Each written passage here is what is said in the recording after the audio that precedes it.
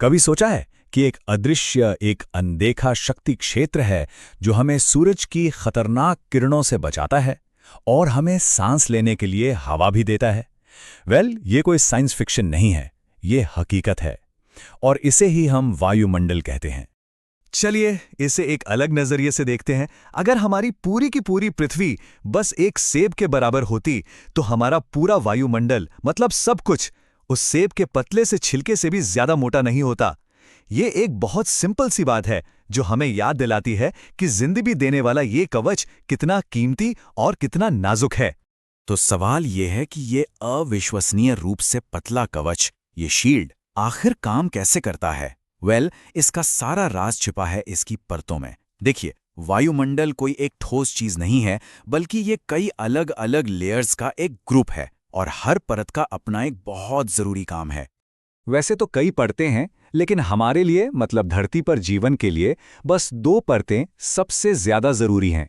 सबसे नीचे है क्षोभमंडल यानी हमारी दुनिया, और ठीक इसके ऊपर है समतापमंडल। असल में ये दोनों मिलकर ही हमारे ग्रह पर जीवन का पूरा स्टेज तैयार करती हैं। तो फिर इन दोनों में फर्क क्या है? आसान भाषा में क्षोभमंडल को पृथ्वी का वेदर इंजन समझ सकते हैं। सारे बादल, बारिश, हवाएं, सब कुछ यही बनता है और जैसे जैसे हम इसमें ऊपर जाते हैं तापमान गिरता जाता है। दूसरी तरफ समतापमंडल हमारा कॉस्मिक सनस्क्रीन है। यहाँ ओजोन की परत है जो सूरज की नुकसान पहुंचाने वाली यूवी किरणों को सोख लेती है, और मजे की बात यह है कि इसी वजह से ये परत ऊपर जाते हुए ठंडी नहीं बल्कि गर्म होती है। अच्छा, तो इन परतों के अंदर आखिर है क्या? मतलब जिस हवा में हम सांस लेते हैं वो असल में बनी किस चीज से है?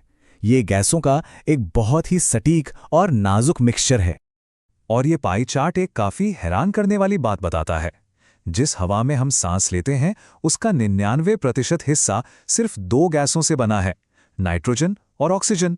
मतलब बाकी सब कुछ उस बचे हुए एक छोटे से प्रतिशत में आता है, और उसी छोटे से 1% में होती हैं ग्रीन हाउस गैसें। ये एक आरामदायक कंबल की तरह हैं जो सूरज से आने वाली गर्मी को रोककर पृथ्वी को ठीक उतने तापमान पर रखती हैं जितने में जीवन पनप सके। सच तो ये है कि इनके बिना हमारा ग्रह एक जमी हुई बंजर जमीन होता। और अब आता है सबसे चौंकाने वाला हिस्सा। ये गर्मी को रोकने वाली पावरफुल गैसें हमारे वायुमंडल का 1% से भी कम है। इससे पता चलता है कि वो कितनी ज्यादा असरदार हैं और क्यों उनका जरा सा भी संतुलन बिगड़ना इतनी बड़ी बात है। और यहीं हमारी कहानी में एक बहुत बड़ा मोड़ आता है। क्या होता है जब हम इस नाजुक संतुलन के साथ छेड़छाड़ करना शुरू कर देते हैं? हमारी इंसानी गतिविधियां इस पूरे सिस्टम पर एक एक्स्ट्रा बोझ डाल रही हैं। जब हम कोयला, पेट्रोल और गैस जैसे जीवाश्म ईंधन जलाते हैं तो हम वायुमंडल में एक्स्ट्रा ग्रीन हाउस गैसें छोड़ते हैं। ये बिल्कुल वैसा ही है जैसे उस कुदरती कंबल के ऊपर एक और भारी, दम घुटने वाली रजाई डाल दी जाए जो जरूरत से ज्यादा गर्मी को कैद कर रही है। और इसके नतीजे अब हम देख सकते हैं, माप सकते हैं। 2 डिग्री सुनने में शायद ज्यादा न लगे, है ना? लेकिन सोचिए, जब ये पूरी दुनिया का औसत तापमान हो तो ये एक बहुत तेज बुखार की तरह है जो हमारे ग्रह के सारे जरूरी सिस्टम्स को बिगाड़ रहा है। और ये बुखार सिर्फ थर्मामीटर पर दिखने वाला एक नंबर नहीं है। इसके असल दुनिया में असल परिणाम होते हैं, ऐसे परिणाम जिन्हें हम अपनी आंखों से देख और महसूस कर सकते हैं। और देखिए, ये कोई राय या अटकलें नहीं है, ये दुनिया के सबसे बड़े जलवायु वैज्ञानिकों के ग्रुप IPCC का निष्कर्ष है। उनका संदेश बिल्कुल साफ है, सबूत अकाट्य हैं, और ये बदलाव हम सबके लिए और इस ग्रह के स्वास्थ्य के लिए एक सीधा खतरा है। एक ठोस उदाहरण लेते हैं, समुद्र का जल स्तर।